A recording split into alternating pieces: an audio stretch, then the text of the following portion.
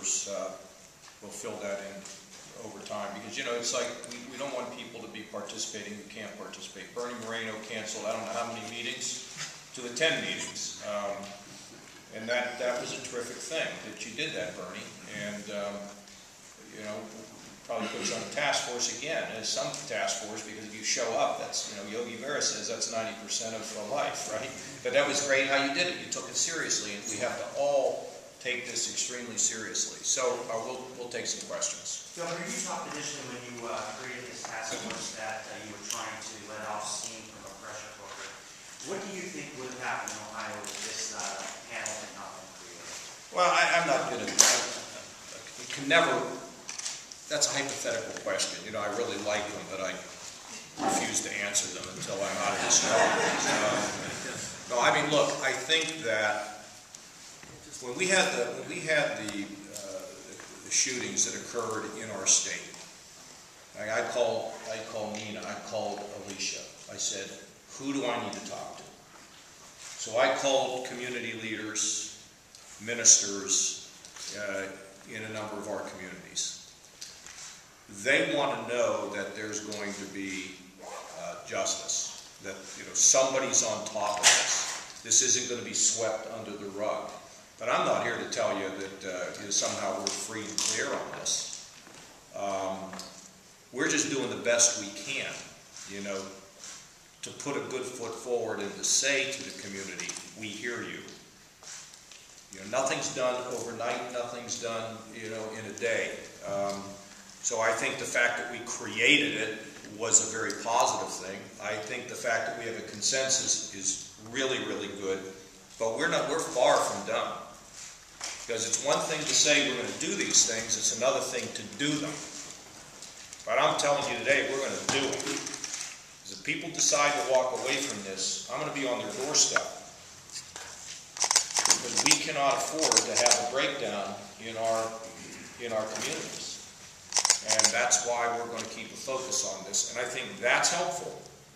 But no way I'm going to predict that we're free and clear. That's just not the case. But hopefully all these little things can matter. And this is bigger than a little thing.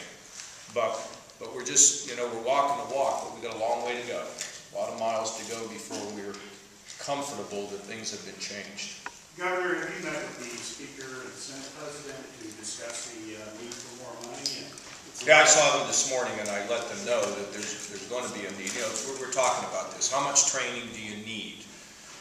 One proposal's 40 hours. I have to rely on my expert here, John Bourne, who, by the way, was involved in ending profiling at the Highway Patrol. We have to see, okay, how many hours do you need? How do we do it most effectively? How do we do it most efficiently? But there's no doubt this is going to cost us some money. But this is one of those critical items that you have to do in a state. Because let me tell you, you're going to pay a lot more if you don't do it up front. I don't have any numbers yet, but we're going to have to do some things there. And if I have to cut my own stuff that's in this budget, I'm prepared to do that, that's for sure. So you will seek money in this budget? I don't know that it'll be in this budget. As soon as this collaborative puts all the meat on the bones, and we do all the research on what we need. In other words, let's just take local law enforcement, okay? They can be trained at the Highway Patrol Academy.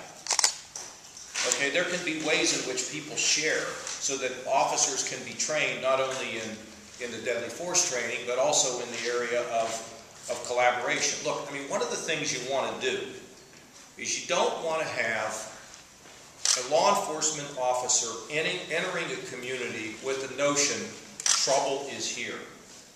You want law enforcement to be able to enter the community with the sense of they're here to help us. And in order to do that, it takes trust. It takes people to understand both sides. It takes the law enforcement officer to understand the challenges in the community. It takes the people in the community to understand, that a law enforcement officer is going to go home at night and what they're worried about. What they've been able to do in Los Angeles, in Watts, where you have seen, you remember Watts when it exploded back when you were a young man. They went to work. They went to work on building these relationships. This was the firewall, the communication, the credibility, so they could be on top of things. And this just is going to take time, and it's not going to be easy. But we'll spend money on what we have to spend money on, but we're going to throw money at anything. So they're aware of this, and they're aware of the importance of this. Governor, can you give us an example of what a